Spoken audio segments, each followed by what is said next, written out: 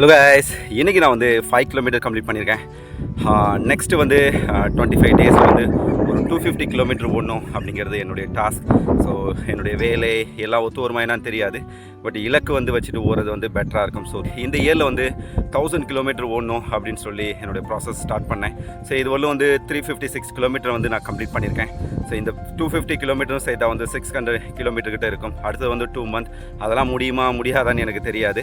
But என்னுடைய சைட்லேருந்து effort போட்டுக்கிட்டே இருப்போம். ஸோ நமக்குன்னு ஒரு டார்கெட், அதை நோக்கிய பயணம். அதில் வெற்றியோ தோல்வியோ, வெற்றி வந்தால் ஏற்றுக்கொள்ளும், தோல்வி வந்தால் கற்றுக்கொள்ளும். ஸோ அதை நோக்கி நம்மளுடைய பயணம் இருக்கும் பொழுது ஃப்ரூட்ஃபுல்லாக தான் இருக்கும். ஸோ உடற்பயிற்சி ஒரு திருவிழா, அதில் கலந்து கொள்ளும் ஒவ்வொரு நாளும் கொண்டாட்டமே. ஸோ எவ்வளோ பெரிய பிரச்சனை இருந்தாலும் சரி, ஒரு நாள் முழுக்க இருக்கக்கூடிய பிரச்சனை அன்றைக்கி நைட்டு தூக்கத்துலேயும் அடுத்த நாள் ஓடுற ஓட்டத்துலேயும் வந்து சரியாயிரும். ஸோ ஓடுவது வந்து உடலுக்கு மட்டுமல்ல, மனதுக்கும் நல்லது. பிரச்சனையை தீர்க்க மிகச்சிறந்த வழி ஓடுவது மட்டுமே.